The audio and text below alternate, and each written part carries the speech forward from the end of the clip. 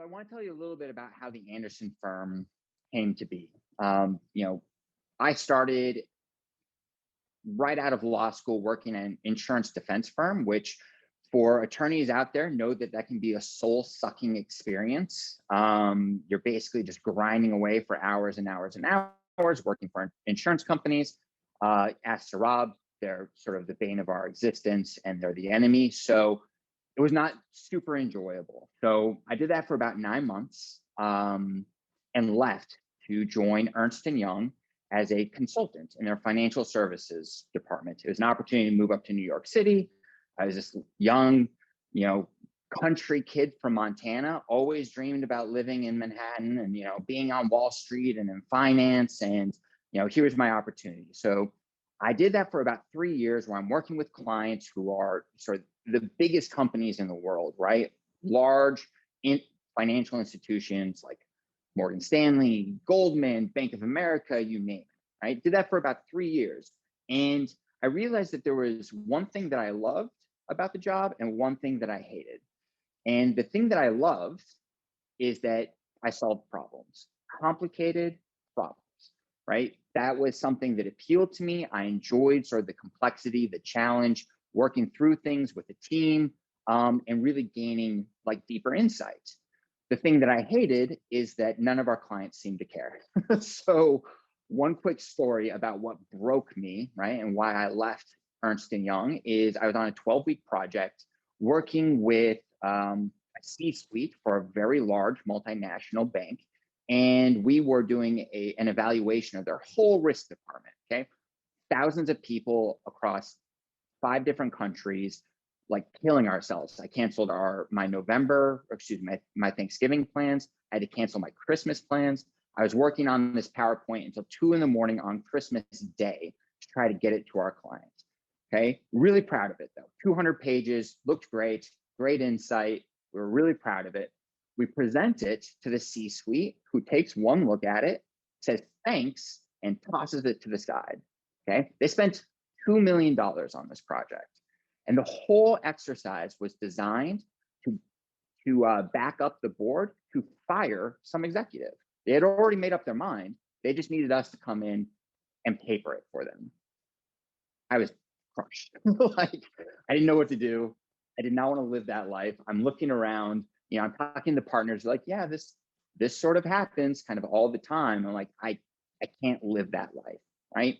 So I still didn't quite understand my purpose, what I was going for. I knew though I wanted to be an advocate. So I left that and became a lawyer again, right? Sat for the bar, passed, thank God, and started practicing in New Jersey.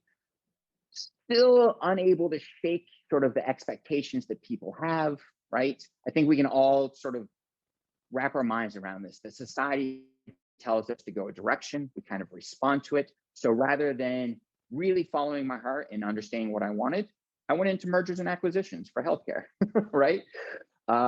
Again, not exactly the most sympathetic client at times, right? It's just about making money for other people, which is fine, right? That's great. If that's sort of where your interests lie, it just didn't happen to be mine. But I was like, listen, I went to a good law school. This is what you do, right? I do this, I churn, and hopefully in 8 years, I make partner, right? And then I, look around and then I've got it made, right, as a partner. Well, I look around and all my partners are miserable. Like, okay, is this really what I want to be doing? So a little known story, on November 23rd of 2018, I had a health scare, right? A couple of months earlier, I'd been diagnosed with an atypical heartbeat and arrhythmia that hospitalized me for a couple of days. And I was going to have a procedure performed on November 23rd. It's called a cardiac ablation. It doesn't matter. It's actually pretty routine, but they go in, they burn a piece of your heart, and it stops the arrhythmia. All right. Well, I'm in there with my family flew in, my fiance was there, and they go in, look at my heart and realize there's way more complications there than they were expecting. They couldn't perform the procedure. So they back out, they wake me up from anesthesia. And as I'm in the recovery room, I flatline. My heart stops. I am dead for 59 seconds. Okay.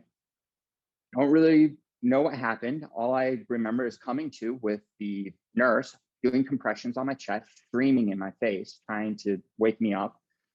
Family's crying all around me, but miraculously, my eyes opened. So, and there were no like lasting damages. I mean, I've always been a little weird, so I can't really ascribe that to this episode. I was like, holy shit. And there's no real reason. Like even the doctors are like, we can't really explain why your heart stopped or why you came back. So needless to say, I was in a really weird spot. I took 2 weeks off from work. I went to upstate New York, locked myself in a cabin with our dog and with my fiance, and just like stayed there and contemplated life. And I needed to figure out what the hell I was doing with my life, because I was not going to be spending my time, my energy, the precious little life that we all have, doing something I didn't love, doing something that didn't feel like I was making a difference. So during that 2-week time, I came up with my why. If you guys follow Simon Sinek or some of these other folks, you're familiar with this concept, but it's this idea of this singular focus that gives meaning to your life. And if you don't have one, right, let's talk, because everyone needs this, right? It's the reason why you get up on shitty days. It's the reason why you go into work. It's the reason that you celebrate, right? It's the reason why you breathe. And for me, I realized that I am most happy when I am helping others unlock their potential to live fulfilled and satisfying lives. That's it. That's what motivates me. So that was the birth child of the Anderson firm. It took me 2 years now to get it off the ground, because like all good things, they take time.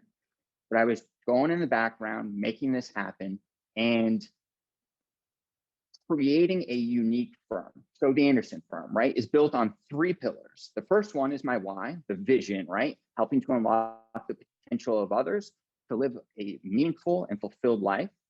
The other is dignity, restoring dignity to every human interaction I have, whether it's clients, peers, superiors, employees, random people on the street. I felt that people were being commoditized in a way that made them miserable. And I wasn't going to be a part of that anymore.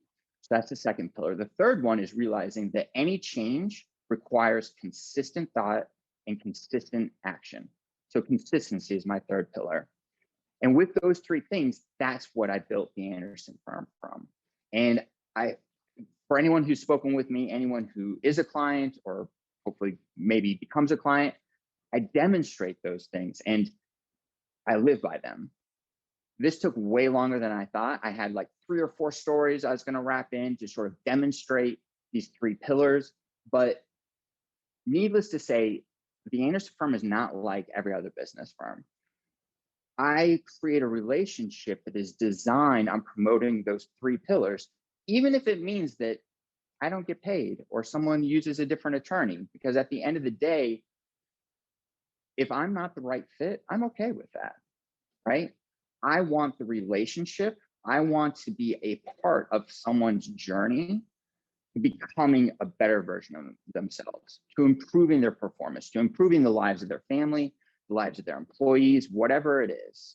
Okay, that's my singular focus. So the Anderson firm is not for everyone, right?